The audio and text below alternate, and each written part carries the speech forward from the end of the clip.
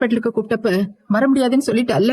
ஆனா வீராப்புக்காக அப்படி சொல்லிட்டு நமக்கு தெரியாம இங்க வந்து சிவகாமி உயிர் பழைக்கணும்னு தன்னை வருத்திக்கிட்டு இப்படி அங்க பிரதர்ஷனம் பண்ணிட்டு இருக்கா. இப்ப நாம அவகிட்ட போனா சங்கடப்பட்டு அவ வேண்டதுல பாதியிலே நிறுத்திடுவா.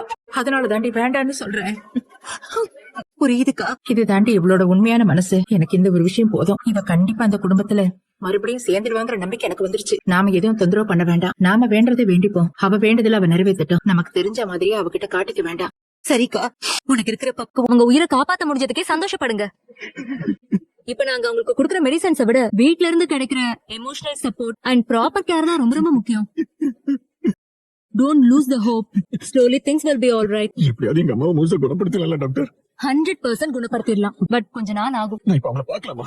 கொஞ்சம் வெயிட் பண்ணுங்க. இப்ப அவங்க காயத்துக்கு ப்ராப்பர் ட்ரெஸ்ஸிங் நடந்துட்டு இருக்கு. அது முடிஞ்சதும் ஐசியூல இருந்து ஸ்பெஷல் வார்டுக்கு உங்களை மாத்த போறோம். ஷிஃப்ட் ஆனதும் தாராளமா போய் பாருங்க. Okay? Thank you doctor. Okay. Thank you. Karthi. சரி, இப்போதைக்கு எந்த பிரச்சனையும் இல்ல. தவறி கூட இந்த பக்கமும் வீட்டு பக்கமும் வந்துடாது. புரியுதா?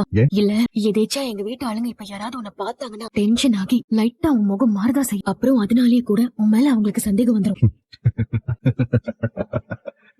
ஏய், இது சிரிக்கிற விஷயம் இல்ல, சீரியஸா தான் சொல்றேன். இந்த கண்மணிக்கு போட்டு ஸ்கெட்ச் இந்த ஆண்டி பரிதாபமா அப்பாவும் அறியாத அப்பாவே அந்த பொம்பளை பக்கத்துல நீங்களே நின்னுட்டு இருக்கீங்களே. உங்க மூஞ்சி பார்த்து யாருக்காங்க சந்தேகம் வந்துச்சா? எனக்கு நல்லா நடிக்க வரும். சரியா? அது உங்க அளவுக்கு இல்லனாலும் எனக்கும் ஓரளவுக்கு வரும்.